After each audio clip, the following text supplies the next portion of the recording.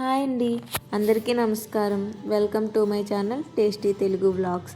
ఎవరైనా నా ఛానల్ను కొత్తగా చూస్తున్నట్లయితే ప్లీజ్ సబ్స్క్రైబ్ చేసుకోండి. ఈరోజు మనం మన వంటగదిలో ఒక అద్భుతమైన ఆరోగ్యకరమైన రెసిపీని చేయబోతున్నాం.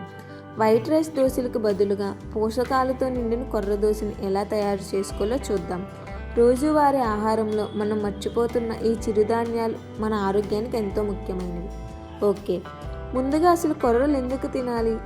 ఎందుకంటే వీటిలో ఫైబర్ కంటెంట్ చాలా ఎక్కువగా ఉంటుంది. ఇది షుగర్ లెవెల్స్ని కంట్రోల్ చేయడంలోనూ జీర్ణక్రియను మెరుగుపరచడంలోనూ చాలా బాగా పనిచేస్తుంది. మన అమ్మమ్మల కాలం నాటి ఆహారం ఇప్పుడు మళ్ళీ మన డైట్లో చేర్చుకోవడం చాలా అవసరం. ఓకే, ఇప్పుడు ప్రాసెస్లోకి వెళ్ళిపోదాం. ముందుగా ఒక కప్పు కొర్రలు మరియు అరకప్పు మినపప్పు, 1 స్పూన్ మెంతులు, 2 స్పూన్ల అటుకులు తీసుకోవాలి. మెంతులు వేయడం వల్ల దోశకు మంచి రంగు, రుచి వస్తుంది.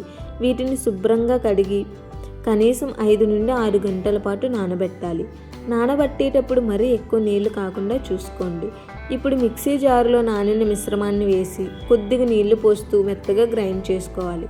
మరీ పిండి పల్చగా ఉండకూడదు. దోశ పిండి కన్సిస్టెన్సీ వచ్చేలా చూసుకోండి.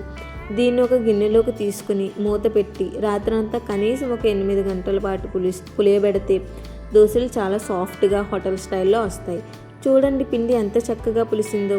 ఇప్పుడు పెనం బాగా వేడెక్కిన తరువాత ఒక గరిటెడు పిండి వేసి దోశలా స్ప్రెడ్ చేద్దాం.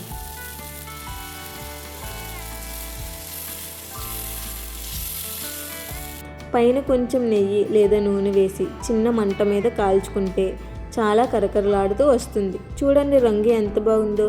ఇలాగే మిగతా దోశలన్నీ కాల్చుకోవాలి.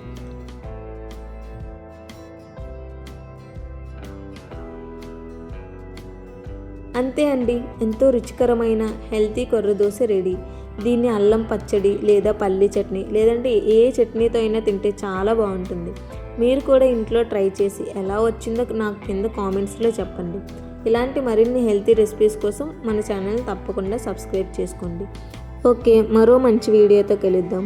Bye. Thank you for watching. Subscribe మాత్రం చేసుకోండి ప్లీజ్.